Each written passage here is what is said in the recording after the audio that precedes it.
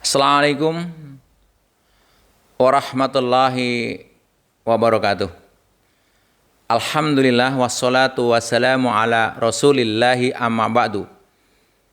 Sahabat beriman, mari kita lanjutkan tema besar kita tentang saatnya meningkatkan interaksi dengan sumber dari segala sumber kehidupan, yang kali ini sampai kepada bagaimana sebagai sumber segala sumber petunjuk kehidupan Al-Quran tetap terjaga keasliannya.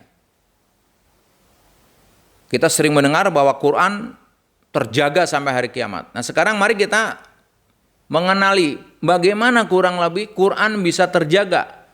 Janganlah diganti satu ayat, satu huruf pun hilang ketahuan. Rekan-rekan sekalian, ternyata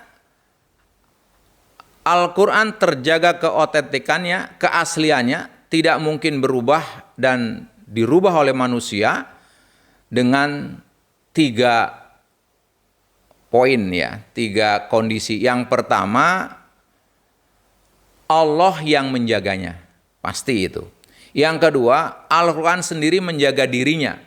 Yang ketiga, Quran terjaga dengan sanad. Mari kita lihat. Yang pertama, Quran terjaga karena Allah yang menjaganya. Allah menyampaikan, "Inna nahnu nazzalna dzikra wa inna lahu lahafizun."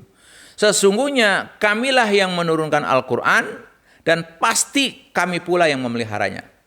Rekan-rekan sekalian bisa lihat di layar. Ya, Allah yang menurunkan Quran dan Allah yang akan menjaganya. Ini yang pertama. Yang kedua yang menarik adalah ternyata Allah mentakdirkan Quran bisa menjaga dirinya sendiri.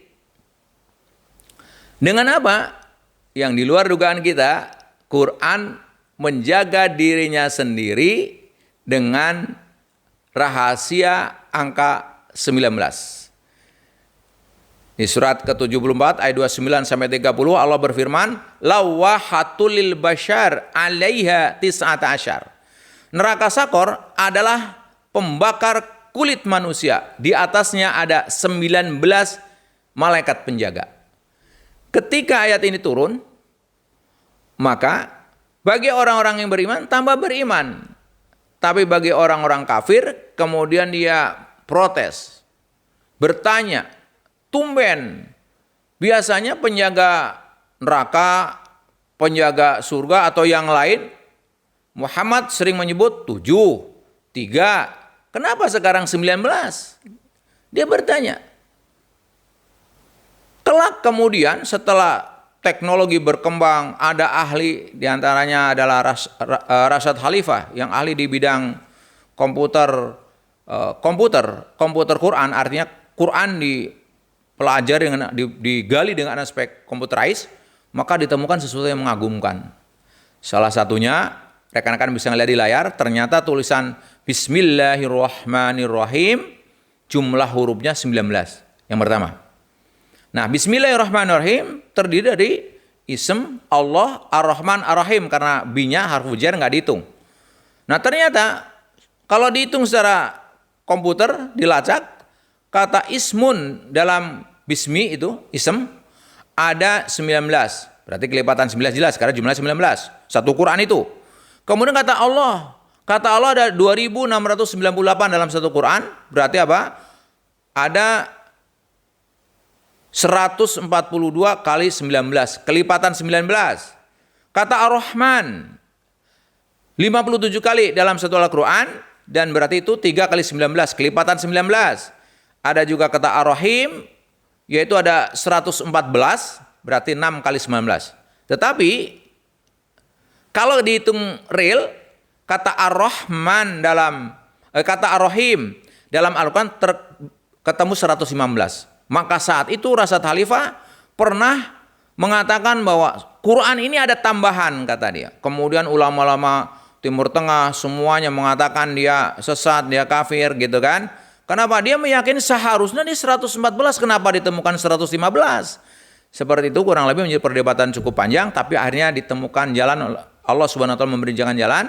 Seorang ahli kemudian melihat apakah benar ini Ar-Rahim dalam Al-Quran 115? Betul, ternyata kata Ar-Rahim dalam Al-Quran 115, berarti nggak kelipatan 19, lebih satu. Begitu dilacak, dalam Al-Quran ada Ar-Rahim yang bukan sifat Allah. Ditemukan di surat At-Taubah ayat 128. Karena Rasad Khalifah bukan pakar tafsir. Dia hanya mengkomputer berdasarkan Quran yang ada, dilacak dengan komputernya. Nah, kemudian bertemulah antara yang mengatakan bahwa Quran itu ada tambahan, dia sadar, oh berarti kalau gitu kurangi dong 115 Ar-Rahim, dikurangin satu yang bukan sifat Allah. Di mana ketemunya? Di surat At-Taubah ayat 128, di mana Allah berfirman, lihat di layar, laqad ja'akum rasulun min anfusikum azizun 'alaihi ma anittum harisun 'alaikum bil mu'minina raufur rahim. Sungguh telah datang kepadamu seorang rasul dari kaummu sendiri. Berat terasa olehnya penderitaanmu, sangat menginginkan keimanan dan keselamatan bagimu, amat belas kasihan lagi penyayang terhadap orang-orang mukmin. Lihat kata di sini, Raufur Rahim, amat belas kasihan dan lagi penyayang terhadap orang mukmin. Ternyata kata Rahim di surat At-Taubah ayat 128 bukan sifat Allah, tetapi sifat Rasulullah Shallallahu Alaihi Wasallam. Clear sudah? Berarti dari 115 yang ditemukan Ar-Rahim dikurangi satu Ar-Rahim yang bukan sifat Allah, maka sifat Allah tetap kelipatan 19. Ini yang pertama. Kaitannya dengan rahasia angka 19 tadi, penjaga surga adalah 19 malaikat. Nah, kemudian yang berikutnya dia di layar. Huruf-huruf hijaiyah yang terdapat pada awal beberapa surah dalam Al-Quran adalah jaminan keutuhan Al-Quran. Mengapa? Misalkan huruf Qaf awal dari surat Qaf, surat ke-50.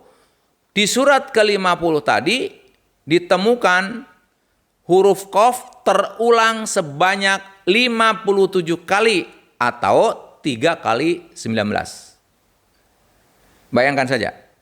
Jadi huruf Qaf di surat Qaf di surat Qaf merupakan awal dari surat. Jumlah huruf Qaf di huruf Qaf kelipatan 19. Demikian pula huruf Nun dalam surat Al-Qalam ditemukan sebanyak 133 atau 7 kali 19. Begitu pula di surah Yasin, di surah Maryam yang Kaf, Ha, Ya, Ain, Shad gitu ya. Di surah Maryam surah ke-19 semuanya adalah setiap awal surat diawali dengan huruf hijaiyah, maka huruf hijaiyah itu di surat tersebut kelipatan 19. Bukankah ini luar biasa? Jangankan diambil satu kata, satu huruf aja diambil, berarti akan ketahuan. Misalkan di surat Nun, huruf Nunnya dikurangi satu, ketahuan. Jadi nggak kelipatan 19 huruf Nunnya. Masya Allah. Padahal kita tahu, ketika Quran turun, belum ada komputer, belum ada teknologi seperti sekarang. Yang kedua, Quran turun tidak sekaligus, berangsur-angsur.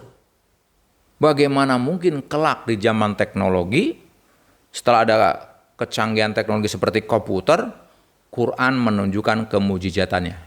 Tidak, ini yang mengapa tidak ada mungkin orang bisa membuatnya. Oke, setelah yang pertama, Quran dijaga oleh Allah sendiri. Yang kedua, dengan Quran menjaga dirinya dengan rahasia 19, diantaranya tadi dengan setiap Al-Quran, setiap surah yang diawali dengan huruf hijaiyah, maka di dalamnya huruf tersebut kelipatan 19, termasuk huruf Qaf dalam huruf To dan Ha pada surat Toha. Semuanya Ha, Mim yang terdapat dalam beberapa keseluruhan surat yang diawali dengan kalimat Ha, Mim, semua Ha, Mim di surat itu kelipatan 19. Lalu yang ketiga yang menarik, bagaimana keotentikan Al-Quran, keaslian Quran terjaga, di samping memang Allah sudah menjamin akan menjaga. Yang kedua, dan Quran menjaga dirinya sendiri dengan rahasia angka 19. Maka yang menarik adalah yang ketiga, Allah menjaga Al-Quran dengan sanad. Melalui sanad. Apa itu sanad? Lihat di layar. Sanad adalah adanya pewarisan hafalan Al-Quran 30 juz dari Rasulullah, sahabat, tabi'in, tabi'ut tabi'in, para imam kiroah atau kiroah sab'ah, bersambung hingga generasi sekarang. Dengan adanya sanad, maka keaslian dan keautentikan Al-Quran tetap terjamin sejak era hidupnya Nabi Muhammad SAW hingga hari kiamat. Coba hari ini berapa juta penghafal Quran, sebagian mereka memiliki sanad. Hafalan dia tersambung dari dirinya sampai kepada Rasulullah SAW. Jadi kalau ada yang salah sedikit saja, para penghafal Quran langsung mengkoreksinya. Di samping tadi dengan rahasia yang ke-19. Berbahagia sekali kalau rekan-rekan yang beriman, sahabat, punya putra-putri yang putra-putrinya hafiz Quran, insya Allah mereka kalau mengikuti ujian mengambil sanad akan punya sanad, berbahagia sekali.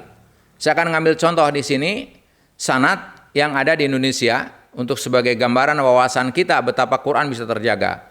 Contoh sanad, lihat di layar, milik Haji Muhammad Maftuh Said, Pondok Pesantren Al-Munawariyah, Sudimoro, Bulu Lawang, Malang. Sanad qiraah riwayat hafaz dari Hashim. Kayak apa? Nah, saya akan melihat dari yang mendapatkan sanad tadi, beliau sanad ke-29 dari Rasul, Haji Muhammad Maftuh Said Malang, mengambil sanad dari ayahnya Haji Muhammad Said Mu'in Gresik. Ayah mengambil dari gurunya Kiai Munawar Sedayu Gresik. Gurunya mengambil dari Syekh Abdul Karim bin Umar Al-Bari Al-Dimyati. Terus sampai kalau diikutin di sini puncaknya adalah sampai kepada sahabat Ali bin Abi Thalib, Zaid bin Sabit, Utsman bin Affan, Ubay bin Kilab, dan sahabat Ali dan kawan-kawan mengambil sanad dari Rasulullah Sallallahu Alaihi Wasallam. Jadi ini termasuk yang terpendek, ada 29 saja. Yang sekarang tentu udah panjang, ada yang udah ratusan karena gurunya punya murid, muridnya punya murid, terus sampai yang murid terakhir ini tentu akan mencantumkan bahwa dia punya sanad dari gurunya, dari gurunya, dari gurunya sampai kepada Rasulullah Sallallahu Alaihi Wasallam. Karena itu rekan-rekan sahabat yang beriman, di bulan yang dimana bulan Ramadan diturunkan Al-Quran, saatnya memang kita harus meningkatkan interaksi dengan sumber petunjuk dari segala petunjuk hidup, yaitu Al-Quran. Tingkatkan interaksi kita dengan cara apa? Menaikkan level. Kalau kemarin kita nggak bisa baca, mumpung bulan Ramadan belajar membaca. Kalau kita sudah bisa membaca tapi jarang baca, maka mumpung di bulan Ramadan banyak baca. Sudah biasa baca tapi tidak pernah baca terjemahannya sehingga tidak tahu kandungannya, bacalah terjemahannya. Dan kalau sudah biasa baca terjemahannya tapi tidak pernah mentadaburinya dan selanjutnya mengamalkannya dan mengajarkannya. Mudah-mudahan kita kembali menjadi hamba Allah yang mengambil keputusan untuk kembali mengambil petunjuk yang tanpa batas, karena kita ingin meraih sukses tanpa batas, utamanya adalah sukses dunia dan akhirat. Semoga bermanfaat. Assalamualaikum warahmatullahi wabarakatuh.